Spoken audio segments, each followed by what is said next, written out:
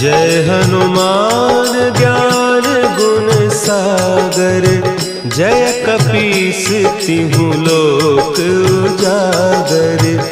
रामदूत अतुलित बल धामा, अंजनी पुत्र पवन सुत नामा।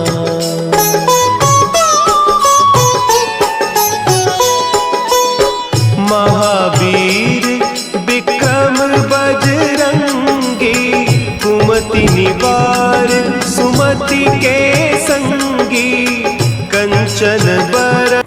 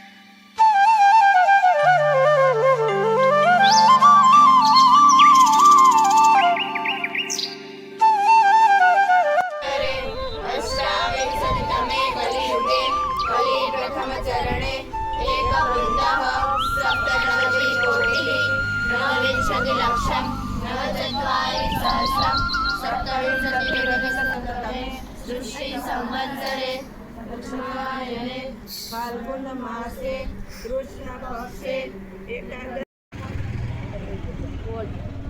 ओम वामयास्तेस्तु ओम नसोर्मे प्राणोस्तु वर्धय जास्मात् प्रजया पशुते ब्रह्मवर्चसेना नादे रसवेदय स्वाहा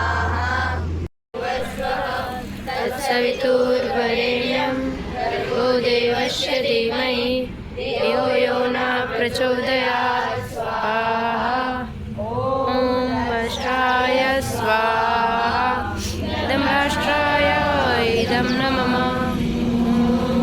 राष्ट्राय स्वाहा इदं राष्ट्राय इदं न मम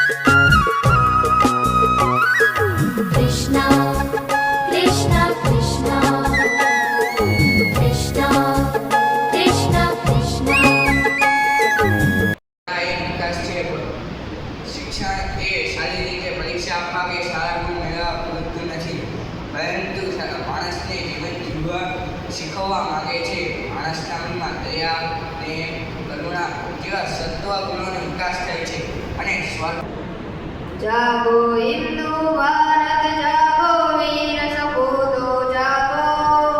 તો આપણા વિઠ્ઠલ ગુરુ જે છે ને અમારા ક્લાસ ટીચર હતા અને અમને બધા એવા શિક્ષકો સારા મળ્યા, અમે એનો આદર ભાવ એવો બધો રાખતા. તો આજે અમે સમાજના સારા સ્ટેજ ઉપર ઊભા છીએ. તમે જેમ સાંભળો છો, અમે સાંભળેલું છે. તમે એક દિવસે શિબિર કરી, અમે 4-4, 5-5 દિવસે શિબિર કરી. અને શિબિરમાં જે ખરેખર જાણવાનું મળે છે ને એ જ હાથ હોય છે. તમે ક્લાસમાં ભણશો એ તો તમને જે કે પુસ્તક જ્ઞાન છે આવવાના છે કે કક્કો બારક કે એબીસીડી કે અથવા તો જે કે એના બધા આવતા હશે, જે કે તમારા સિદ્ધાંતો એ બધું શીખ. માતરમ વંદે માતરમ. हिंदुत्वनिष्ठ एवं राष्ट्रभक्ति से ओतप्रोत तथा शारीरिक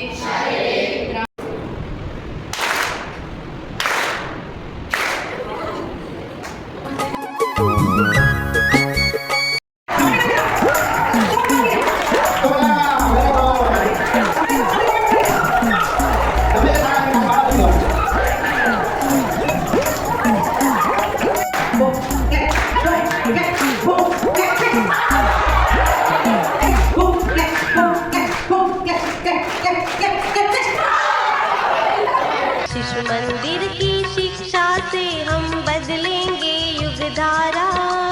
शिशु मंदिर की शिक्षा से हम बदलेंगे युग धारा. शिशु मंदिर की शिक्षा से हम बदलेंगे युग धारा.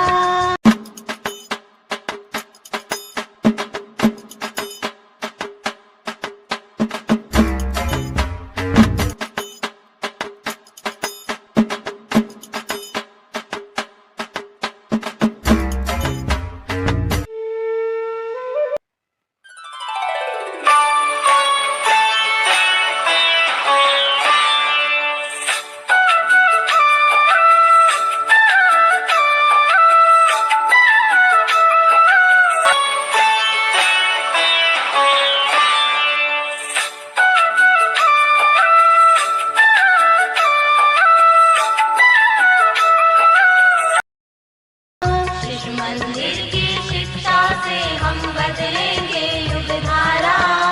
यह संकल्प हमारा.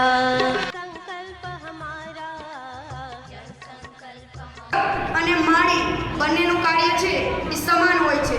જેવી રીતે શિક્ષક છે એ વિદ્યાર્થીને સારા સંસ્કારો દ્વારા માર્ગદર્શન આપે છે, એને જે જરૂર છે એ માત્ર શિક્ષક છે એ પૂરી પાડી શકતું હોય છે.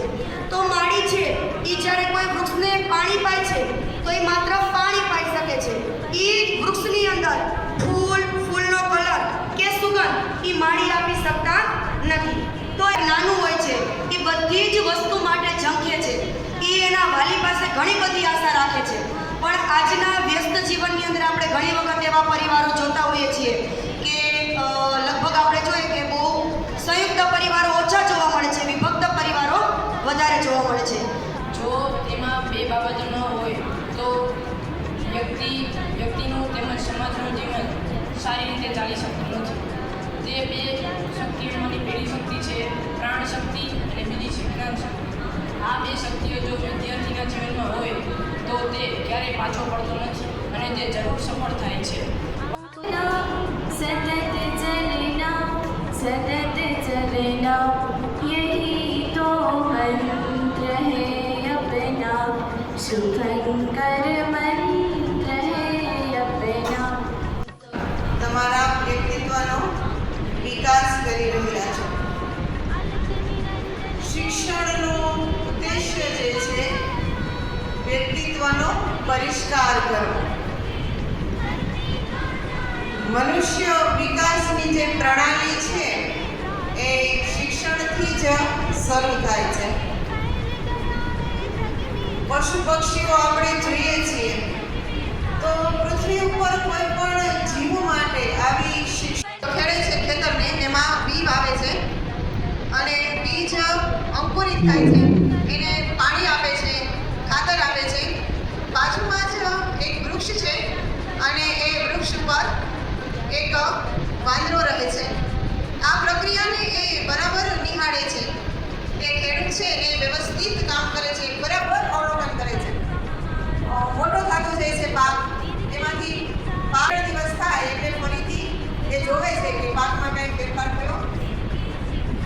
ફરી બીને રાખી દે છે, વળી જોવે છે, વળી પાછો ક્યારામાં માટી નાખી દે છે, વળી 2-3 દિવસ પછી બધું ઉખેડીને જોવે કે બીમાં કાંઈ ફેરફાર થયો તો કશો જ ફેરફાર થયેલો એમને દેખાતો. આ વાત છે એ આજની શિક્ષણ પ્રણાલીને ક્યાંય ને ક્યાંય લાગુ પડે છે. આપણે સતત મૂલ્યાંકન કરીએ, માહિતીનો ભંડાર કરીએ, પણ વ્યક્તિત્વમાં પરિવર્તન આવતું નથી, વ્યક્તિત્વનો પરિષ્કાર થતો નથી. તો આપણી જે પ્રાચીન પ્રણાલી હતી એમાં સુધી વ્યક્તિત્વનો પરિષ્કાર થતો હતો. ગુરુકુળ શિક્ષણ પ્રણાલી એ શ્રેષ્ઠ શિક્ષણ પ્રણાલી હતી. 25 વર્ષ સુધી ગુરુ પાસે રહી અને બાળક છે એ વિદ્યાને ગ્રહણ કરતો અને 25 વર્ષ પછી એમને ગૃહસ્થાશ્રમમાં જવાની ગુરુ અનુમતિ આપતા પછી એ ગૃહસ્થાશ્રમમાં પ્રવેશ કરતો. કે બહારની દુનિયામાં વિદ્યાર્થીઓ માત્ર કરિયર બનાવે છે અને શિશુ મંદિરમાં ચારિત્રનું નિર્માણ કરે છે. શિશુ મંદિર શારીરિક, માનસિક એવા સારા ગુણોનો વિકાસ કરે છે. તેમણે કહ્યું કે અત્યારે એઆઈનો જમાનો ચાલે છે. આપણે તેનો સારો ઉપયોગ કરીએ તો તે સારું અને ખરાબ ઉપયોગ કરીએ તો તે આપણા માટે ખરાબ. એઆઈ આપણને માત્ર માહિતી આપે છે ત્યારે શાળા સાચો માણસ બનાવે છે. ત્યારબાદ કહ્યું કે આપણે શિશુ મંદિરમાં સંસ્કારોનું સિંચન થાય છે. જેમ કે શિક્ષકોને મેડમ સરની જગ્યાએ દીદી ગુરુજી કહેવામાં આવે છે. તેઓએ જણાવ્યું કે ફોટોમાં ફિલ્ટર લગાવી સારો દેખાડી શકાય, પરંતુ ચારિત્રમાં ફિલ્ટર લગાડી શકાતું નથી.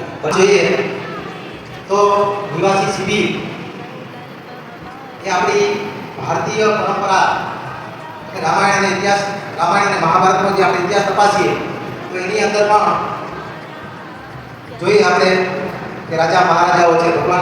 ભગવાન વાત કરીએ શ્રી રામ, લક્ષ્મણ, શ્રી કૃષ્ણ, બલરામ, સુદામા, એ બધા પાત્રો છે એ પણ પોતે એનું જે શિક્ષણ હતું એ પણ એની નિવાસી શિક્ષણ હતું. નિવાસી શિક્ષણમાં રહી અને તેઓ અભ્યાસ કરે. શસ્ત્ર અને શાસ્ત્રના અભ્યાસ ઉપરાંત એમને જીવન જીવવાની કળા શીખવવામાં. 4 થી અમારો બાળક અભ્યાસ કરે છે.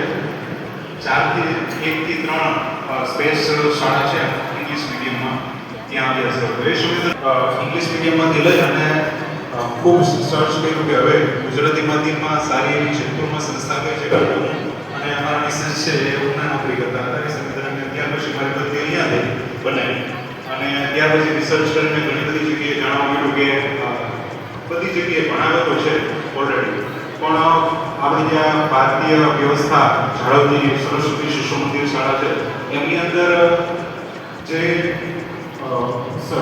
સંગીત સાધના કરાવે છે, ખાસ કરીને જે બાળકની અંદર મૂલ્યોનું સિંચન કરવું જોઈએ કે મૂલ્યોનું સિંચન વ્યવસ્થિત રીતે કરાવે છે. અને ખાસ કરીને જો તો તમારા જે બાળકોના કંઠ છે એ કંઠ પણ અમુક સારી રીતે વિકસેલા છે એટલે કહી શકાય કે નહીં આ લોકોનું સંગીત સારું છે, બરોબર. તો એ રીતે એ બધી ફેકલ્ટીઝ એટલે કે એ બધી જોઈ વિવિધતા અને ત્યારબાદ મેં નક્કી કર્યું કે ભાઈ આપણે સરસ્વતી શિશુ મંદિર શાળાની અંદર એમનો અભ્યાસ કરાવવો છે. મારી દીદી મોક્ષાની ચંદ્ર શિશુ વાટિકાથી અહીંયા જ ભણે છે અને અનુભવ આપણા બધા જ માનવાનો છે. શિક્ષણ તો બધે મળે છે, સાથે સાથે ભરપૂર સંસ્કાર મળ્યા છે. સાથે સ્કૂલનું કેવું હોય કે મને ઘણી વાર પ્રશ્ન પૂછતા હોય કે ફીસનું તો પૂછે, સાથે પૂછે બીજો ખર્ચો કેટલો, તો મારે કહેવાનું 0. કારણ કે જેટલી પણ ઇજ્જત પ્રવૃત્તિ અહીંયા કરાવે ને કોઈ પણ જાત જે કાંઈ છે ઘરમાંથી જે સાથે સામગ્રી છે એ જ બધી વસ્તુનો ઉપયોગ કરીને કરાવતા હોય છે. કઈ રીતે બેસ્ટમાંથી બેસ્ટ કરવું એ બધું સમજાવતા હોય છે. એટલે કોઈ બીજો ખર્ચો આપણને લાગતો નથી. આ બહુ મોટી વાત છે. હા, અહીંયા આપણે પહેલાંથી નાનપણથી અભ્યાસ કરતા હોય ને બાળકોને તે બીજી સ્કૂલ સાથે કમ્પેર કરીને જોઈએ ને ત્યારે ખબર પડે હે ને. તો બસ બધું જ સર્વાંગી વિકાસ માટે જે કાંઈ જોઈએ છે ને બધું આ સ્કૂલમાંથી મળ્યું છે અને મળતું રહેશે. એમાં કોઈ પણ બેમત નથી. અમે ખરેખર તેથી ખુશ છીએ કે અમે કહી શકશું કે અમારું બાળક છે એ શિશુ મંદિરનો વિદ્યાર્થી છે. એ વાતમાં શું થાય કે ગર્વ છે કે આ વર્ષે વૈદ્યભાઈ જે ગણિત પ્રયોગ ભારતીય જે ક્ષેત્ર પંજાબ જલંધર ત્યાં ઉપસ્થિત થયેલા ત્યારે મેં એવું જોયું કે શિશુ મંદિરની સંસ્થા આટલી મોટી અને આટલી વર્ણન હું નથી કરી શકતો તમે ત્યાં જુઓ તો પંજાબના હાલના મુખ્યમંત્રી ભગવત માન, તો ભગવત માનના હાથે જે વિદ્યાર્થીઓના 11 અને 12ના વિદ્યાર્થીઓને સન્માન કરે. સાથે સાથે જ્યારે પંજાબના જે મુખ્યમંત્રી પહેલાના રહી ચૂકેલા, હું કદાચ એમનું નામ મને ભૂલી ગયો છું, એમના પુત્રી ત્યાં ડાયસ પર હાજર થયેલા આ સંમેલન સમયે. અને 3 દિવસ પર જે શિશુ મંદિરે જે વ્યવસ્થા, બાળકોએ જે અમને એમના વિદ્યાર્થીઓ જે સાંભળેલા આ બધું જોઈ અને તમને એકવાર તમને એવું અનુભૂતિ થાય કે તમારા બાળકને તમે જ્યાં મૂક્યું છે અને જે પથ ઉપર જે આગળ વધે છે તો એ પથ એક યોગ્ય પથ છે અને એને પોતાનો અને દેશનો બધો વિકાસ કરી શકે છે.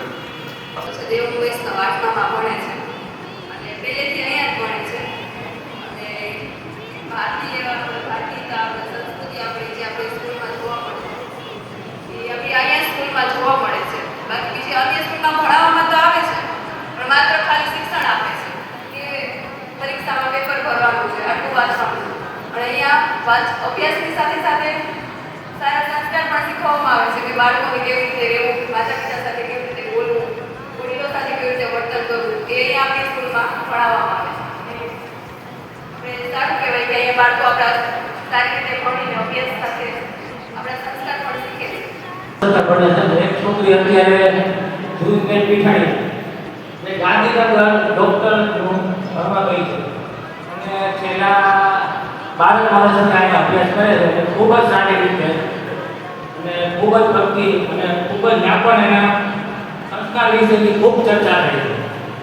આ સ્કૂલમાં અમારે ઈશાબેન પીઠાડિયા અને ધોરણ 7માં અભ્યાસ કરતો દક્ષ પીઠાડિયા મારો ભત્રીજો છે. ખૂબ જ સારી વ્યવસ્થા છે અને ઘણો ટાઈમથી આ સંસ્કાર અને મોબાઈલથી દૂર કેમ રહેવું એની ખૂબ જ સારી જ્ઞાન આપે છે.